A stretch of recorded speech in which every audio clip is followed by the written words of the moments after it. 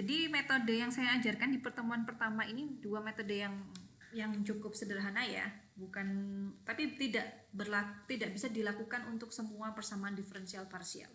Jadi kalau yang tadi teknik integrasi dasar itu hanya bisa digunakan jika PDP-nya itu yang muncul adalah fungsi variabel bebasnya itu bentuknya masih sederhana gitu, yang muncul secara eksplisit. Dan belum ada perkalian antara fungsi U atau fungsi variabel tak bebasnya U dengan turunannya U kali UX. Nah itu sudah nggak bisa kayaknya pakai integrasi sederhana ya, atau U kuadrat kali UX. Nah ada beberapa fungsi yang mulai rumit, nah itu sudah bisa dikerjakan dengan integrasi sederhana. Teknik berikutnya yang bisa dikerjakan, yang bisa kalian lakukan adalah namanya teknik pemisahan variabel. Kalau di PDP, teknik pemisahan variabel itu variabel yang ada X-nya pindahin di satu ruas, yang ada Y-nya pindahin di ruas yang lain gitu ya. Kalau di PDP, teknik pemisahan variabel itu maksudnya, jadi kita misalkan bahwa PDP kita itu solusinya adalah berupa perkalian dua fungsi yang saling bebas. Contohnya gimana Bu? Jadi UXT-nya, kalau saya punya PDP-nya adalah UXT-nya itu saya misalkan dia berbentuk suatu fungsi X dikali dengan suatu fungsi T. Jadi saling bebas aja X dan T-nya. Nah, kenapa itu disebut sebagai pemisahan variabel? Jadi dua fungsi yang perkalian solusinya adalah berupa perkalian dua fungsi gitu ya. Dua fungsi variabel bebasnya. Perhatikan persamaan panas yang ini ya, persamaan panas, persamaan kalor, atau persamaan difusi tadi yang sempat saya singgung di awal. Persamaan ini tidak bisa kalian selesaikan dengan menggunakan teknik integrasi dasar ya. Jadi kalau diintegralkan terhadap X, oke, diintegralkan terhadap X ini dapatnya UX, tapi U-nya masih terhadap T, nggak nemu kayaknya ya. Jadi akan rumit, oke, nggak ketemu ini. Nah, bisa diselesaikan dengan pemisahan variabel. Jadi kita misalkan bahwa U-nya adalah X, suatu fungsi X besar dikali T besar. Artinya kalau saya turunkan, saya butuh turunan 2 kali terhadap X dan turunan sekali terhadap T ya. Turunan 2 kali terhadap X ini adalah X double aksen T, dan turunan sekali terhadap T adalah T aksen T ya. Kenapa saya berani menggunakan notasi X prime, double prime, itu karena saya yakin bahwa fungsi X ini karena saya yakin karena saya yakin bahwa X itu hanya fungsi satu variabel. X adalah fungsi terhadap X kecil gitu ya. Artinya kalau saya turunkan pun hanya ada satu kemungkinan, yaitu turunan terhadap X. Itu kenapa saya pakai notasinya D. Nah, kalau saya turunkan 2 kali pun ya, ini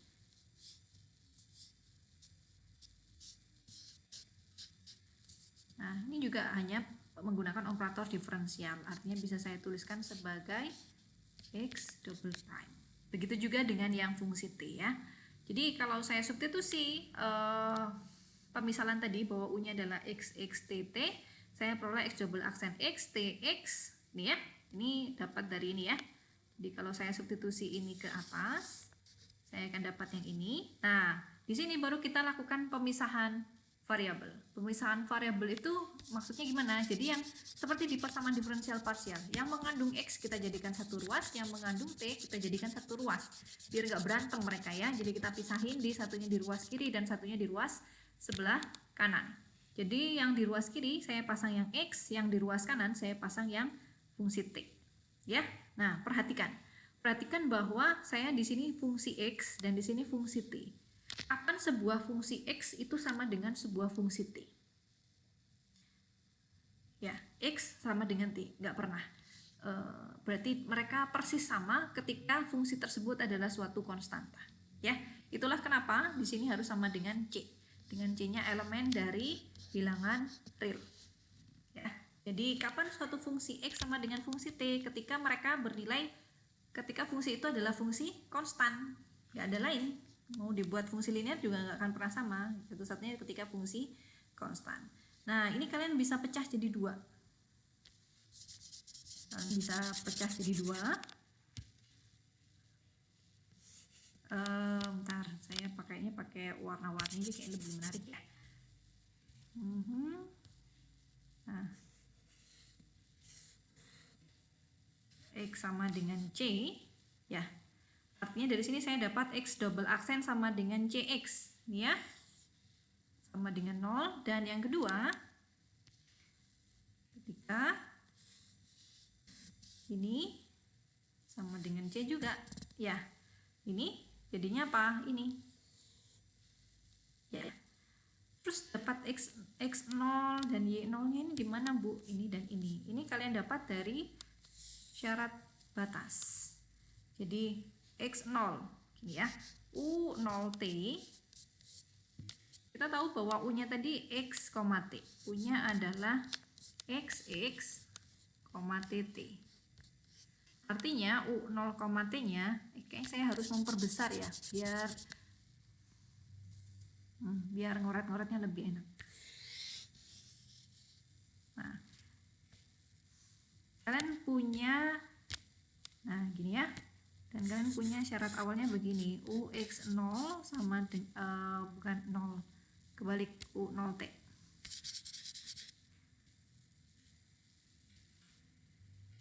U0, T sama dengan 0 dan U-T sama dengan 0. Ya. Dimana ini kan X0 ya, X0, TT. Yang ini adalah XP, TT. Artinya apa? Artinya kita kan nggak mungkin mencari solusi ketika TT-nya tidak sama dengan 0. Kita tidak mungkin mencari solusi ketika TT-nya sama dengan 0. Kenapa? Kalau TT-nya 0 berarti U-nya ini 0 dong. Ini 0 dikali X. X berarti kan jadi 0. Berarti yang kita cari adalah TT-nya tidak sama dengan 0.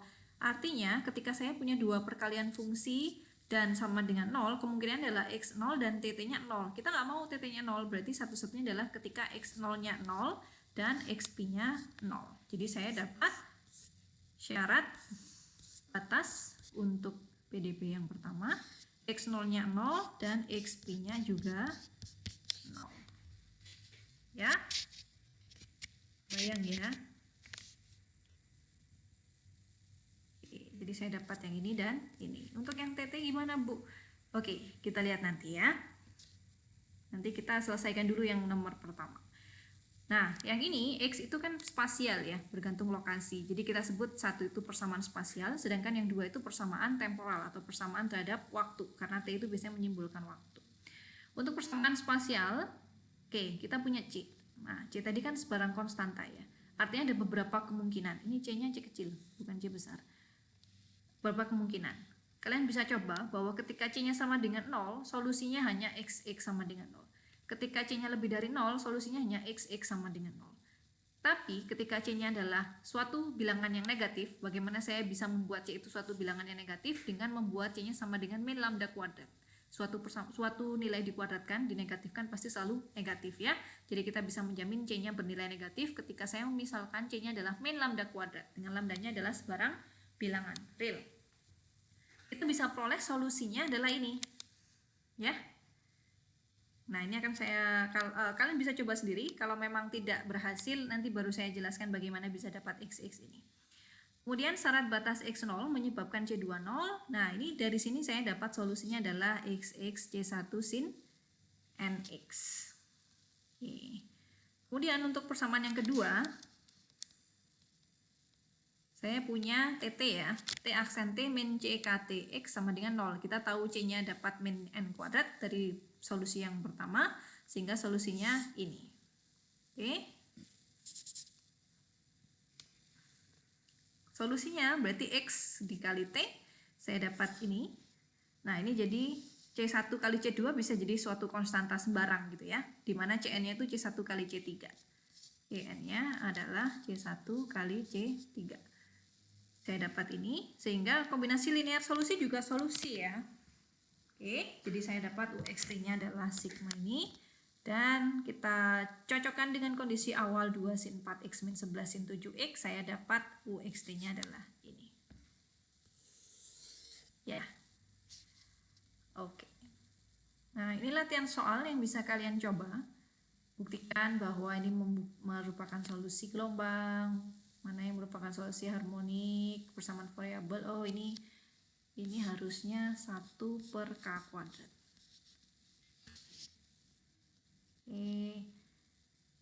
Nah, sedikit tambahan di akhir, saya bisa mengubah suatu PD order tinggi menjadi suatu sistem PD ya. Jadi kalau di persamaan diferensial biasa harusnya kalian sudah belajar ini, bahwa persamaan diferensial biasa dengan order lebih tinggi itu bisa saya jadikan sistem persamaan diferensial biasa order 1. Order 1. Dan biasanya sistemnya jadi lebih mudah untuk dilihat perilakunya dibandingkan dengan mencari solusi dari PDB order tingginya.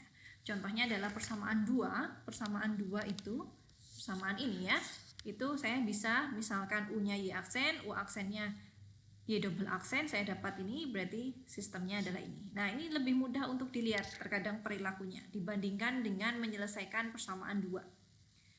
Seringkalinya begitu. Artinya apa? Kalau saya punya yang ordernya di sini kan order 2, dia jadi sistem dengan 2 persamaan order 1. Kalau saya punya order n, berarti saya bisa ubah menjadi n persamaan order 1. Begitu juga dengan PDB. Jadi PDB order n juga terkadang lebih mudah jika direduksi menjadi sistem PDB PDP order 1. Misalkan saya punya yang ini. Nah, ini persamaan gelombang ya. Persamaan gelombang ini saya bisa faktorkan menjadi ini dan ini ya. Oke.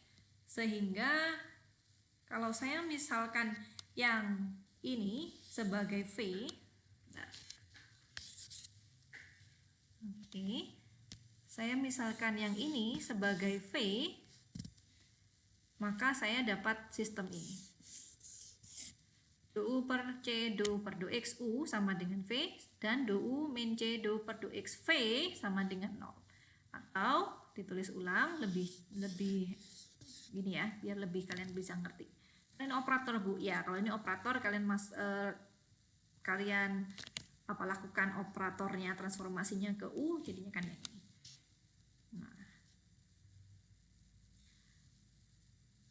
Nah, jadi lebih mudah ya menyelesaikan yang ini. Jadi kita cukup menyelesaikan yang bawah lalu yang atas gitu. Biasanya lebih mudah begitu. Dan itu yang akan kita lakukan di pertemuan kedua ya. Mencari solusi persamaan gelombang dengan reduksi PDB order 2 menjadi order 1. Misalkan saya punya persamaan ini juga. Nah, ini saya bisa faktorkan menjadi bentuknya ini. Ya. Lalu jadi sistem. Jadi saya misalkan yang ini itu saya misalkan S, maka saya punya yang sistemnya ini. Order 1 ya, order 1 dengan 2 persamaan. Oke, saya bisa coba juga latihan soal yang ada di slide ke-20. Oke, begitu ya untuk pertemuan PDP untuk pertemuan pertama. Semoga tidak terlalu padat dan karena saya split video pembelajarannya menjadi beberapa video, jadi setiap ganti video tarik nafas dulu, refreshing dulu, jalan-jalan dulu sebentar, kembali lagi, dengarkan lagi gitu ya. Memang butuh effort lebih, tapi saya rasa kelebihannya untuk kuliah online dengan sistem video pembelajaran, kalian jadi bisa mengulang-ulang materi. Begitu juga latihan soal, kalian bisa coba-coba ya, dan bisa menyesuaikan dengan kemampuan kalian sendiri untuk menerima materi. Kalau di kelas saya paksa 3 jam itu kalian harus paham dengan materi yang saya berikan dari jam 6:30 sampai jam 9 atau dari jam 9 sampai jam 11:20, dan itu akan sangat melelahkan mungkin untuk beberapa orang yang tidak suka dengan notasi-notasi turunan, notasi integral gitu ya, atau yang sudah tidak suka dengan materi PDB, jadi waktu PDB-nya bablas gitu ya, PDP-nya tidur gitu ya, jadi nggak dapat apa-apa gitu. Jadi manfaatkan pembelajaran online dengan semua kelebihan dan kekurangannya, ambil manfaat kelebihannya, jadi sesuaikan dengan pemahaman kalian, porsi pemahaman kalian, kecepatan kalian memahami suatu materi. Oke, gitu dulu ya materi dari saya. Saya akhiri, wassalamualaikum warahmatullahi wabarakatuh.